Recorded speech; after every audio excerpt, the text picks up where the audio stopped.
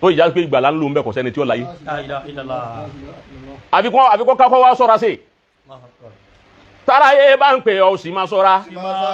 tàráyé bá ń pè ọ́ sì máa sọ́ra báwo bá rí ẹ̀ máa wọ́n pẹ̀lú omi bàráyé bá ń pè ọ́ ẹ̀tàn tàráyé ń tàn ẹ̀ ló gbójúlé zẹ́tàn tàráyé ń tàn ọ́ ló gbójúlé owó nárí lọ́dọ̀ rẹ̀ tán fẹ́ bọ́ ńlá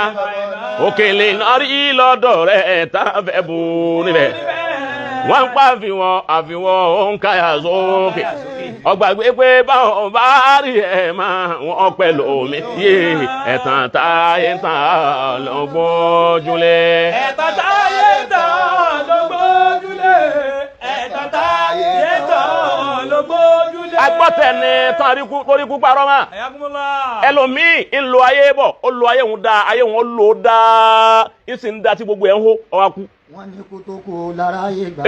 wọ́n ní kú tó kú lára ayé gbàgbé wọ́n ní lágbájá bí ọba kú ni wàlláhì gbogbo nta dálẹ̀ yóò ti náwó yóò ti kó kalẹ̀ tẹ́ntẹ́ ń bá gbà á bọ̀ ẹ̀wẹ̀ ni tíntín ló gbà á bọ̀ wá tẹ́lẹ̀ wọ́n ní kò tí ì kú ara ayé gbà wọ́n ní lágbájá èkú ǹjẹ́ lágbájá sì ń bẹ láyé wọ́n ní ń bẹ ní gbà táwọn yóò ń ló gbà lánàá ẹ máa gbọ́ kè kúfa wọ́n sì ń pè ń bẹ náà àwọn àfa. wọ́n ní sọ̀sàyé rí àbí sọ̀sàyé àbí ọ̀sàyé. àwọn jálàbí ọ̀rọ̀ra gbẹ̀yìn àfọ̀n jálàbí tẹ́ ń lo ìgbà tí ń bẹ lọ́wọ́ yín lónìí ẹ rọra àwọn tí wọ́n ṣe jálàbí ìtànà tí wọ́n rí owó ń di jálàbí ọ̀hún tí wọ́n ń ná bí ò ti yẹ tí wọ́n ń ná bí ò ti da tí wọ́n fi wú àwọn kan lérí tí wọ́n fi bà àwọn kan nínú jẹ́ tọ́lọ̀ òun fi bínú sí wọn wọ́n ń bẹ lónìí nísìnyí tí ò sí nǹkan kan lọ́wọ́ wọn ẹnìkan kan ò pè wọ́n mọ́ èyí tí ń jẹ́ òdòrò sí mi sọ fún yín nù èyí tọ́lọ̀ ń bá ní ọgbó dodo ọ̀rọ̀ ọba máa ń gbọ́ wá sí ẹgbọ́ wá sí ntẹ́ ẹ bá ń rí nínú iṣẹ́ jálàbí táwọn nǹkan ń wí pé ọ̀dà láàrin jálàbí wọnú ẹ̀sìn kọ̀ wọnú ẹ̀sìn à ń fa yín lọ́wọ́ àyèfà tán ọ̀dà kẹ́ni orówó ń bi jálàbí bàbá tiẹ̀ dìfẹ́ǹdì pọ̀ da jálàbí da á dìfẹ́ǹdì ẹ̀ ọ̀dà kẹ́ni orówó ń bi jálàbí kọ́ ná lọ́nà tó da tí ó fi kò yọnu ọlọ́run. à ń lè fowó kóbìn à ń lè fowó káwọn ọmọ obìnrin ní kámpọ́ọ̀sì à ń lọ hòtẹ́ẹ̀lì káàfún jálàbí wa sunlẹ̀ kóbìnrin mẹ́tọ̀ máa fa ọ̀kan ní ń fa eré ọ̀kan ní ń fa ẹsẹ̀ bàtàrà ìlú wa gbà mọ́ lọ́wọ́ bọ́bá tiẹ̀ wá gbà tọ́gbọ̀ ọmọ wọn lọ́wọ́ nǹkan bó lọ́rọ̀ jọ fọlọ́hún. gbọ́kọ́ sí ẹ wo bí ìgbésí ayé Kárúnà padà wá já sí. wàhálàjà alákọ̀ọ́mì ìfíìsì náà ti hí. bí Kárúnà náà ti jáde pẹ̀lú ọlá rẹ̀ nù ni. ọ̀làlẹ́bí iná yorí dùn náà láyà àtàdúnìyà. àwọn tí ń fẹ́ ayé nìkan tí wọ́n fẹ́ alkiyama. yálà ìtàlà náà wọ́n ń pè yí àwọn bíbélà máa ń ti ya Kárún irú tọ́lọ́hún ṣe fún Kárúnà yìí kò bá ṣe fáwọn náà. ẹ̀ ọ́n ní wípé àwọn èèyàn fọ́ fún Kárúnà níjọ́ náà àwọn èèyàn fọ́ fún nígbà àwọn èèyàn wá ń fọ́ tó ń kálukú ní hey bóla yìí táwọn náà ṣe wá rí báyìí ọlọmọsàjọ da fáwọn náà ọ̀rọ̀ ẹnìkan lọ dà yìí ẹwọ látọlọ ń da Kárúnà ẹwọ àwọn àdẹsí malolo ẹwọ kìnnìkan bọlọ ń ṣe mọsàsì fáwọn náà ìgbà tó wá sí bẹ́ẹ̀ ṣe wá rí àwọn kan tọjá sí wípé ìrìnrìn ayé òun àwọn ti sọ fọlọ ń pé ọmọ ṣe fáwọn ọgbọ àwọn ti sọ fọlọ ń pé Ọlọ́run má kẹ àwọn o má fa àwọn lówó o wọn tọrọ pé má fún wa lówó èmi sọ pé gbogbo ẹni fi ń sọ pé inú àfà ẹnìkan ṣoṣo tèmi rí nú àwọn ẹni Ọlọ́run tó sọ pé tó bẹ Ọlọ́run pé Ọlọ́run yẹn fẹ́ owó má fún mi òun ni Sheikh Adam tí Adamu nìkan mọ gbọ́ rí bá Adamu ni Ọlọ́run yẹn fẹ́ owó má fún mi o owó sì ń wá wọn kí wọ́n sì ń lè pa àwọn ọ̀fẹ́ aláwọ̀ ọ̀fẹ́. La ilaha illallah hayyakumullah. wọ́n lè yìí tó fún mi nínú mímọ́ yìí ó tó mi.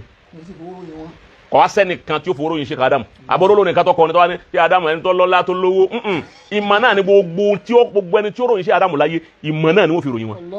kò sí owó nínú ròyìn Sheikh Adam láyé irú àwọn bẹ́ẹ̀ tí wọ́n wá láwọn ọ̀fẹ́ owó àwọn ọ̀fọ́lá àwọn adá èsì padà fún àwọn tí wọ́n ní àwọn bẹ́ẹ̀ dàbí Kárúnà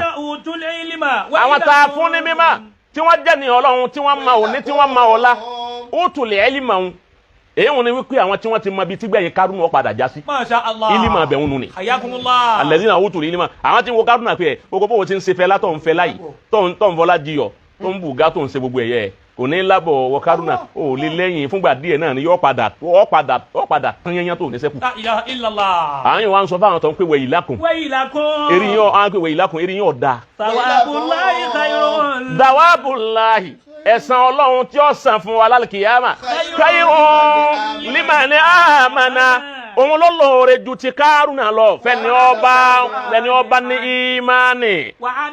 amila solihan tó sì ń sẹ́rẹ̀ akọ́ha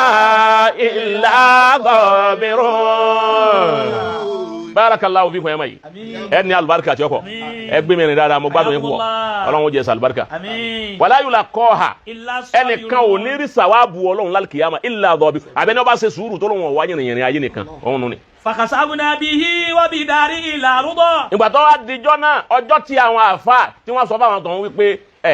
ọlá tí ń bẹ lọ́wọ́ ẹni tẹ́ ń pariwo rẹ̀ yóò padà tán ìgbọ́ wa ya fakasafuna bihi àwa pa Kárúnà fakasafuna bihi lé àrídọ̀ ani Kárúnà ani ọ̀parẹ́ wa bidari yọ̀dà fún ọ kasafuna bihi lé àrídọ̀ wa bidari báwo ló ṣe rí bẹ́ẹ̀ kasafuna bihi ani kí ilẹ̀ ó gbé Kárúnà mi ilẹ̀ wa gbé mi tán Ànábì Mùsá wa ni Ọlọ́run ilẹ̀ tó gbé Kárúnà mi yìí owó rẹ̀ tó ṣẹ́kù yìí ó sì máa di táwọn èèyàn máa pín tí wọ́n máa fi rántí rẹ̀ pé ń sì ń bẹ kó lòun lọ owó rẹ̀ lòun jogún ó ti yé báwọn ilẹ̀ rẹ̀ ń ná ilé rẹ̀ tí gbogbo ohun tó kọ́ ilé sí tó sì ní dúkìá sí àti báńkì rẹ̀ àti gbogbo ẹ̀ Ọlọ́run mọ́ fẹ́ wọ́n bá ń pàṣẹ fúnlẹ̀ náà kí gbogbo òun náà. wàbídàrí. àti ilé Kárúnà àti gbogbo nǹkan rẹ̀ àwa pa gbogbo rẹ̀. fama kana lahu min fi'atin yansurunahu min dunillah. fama kana lahu min fi'atin kò sẹ́nìkan nínú àwọn alágbára yansurunahu min dunillah kò alágbára kan tó lè gbogbo àwọn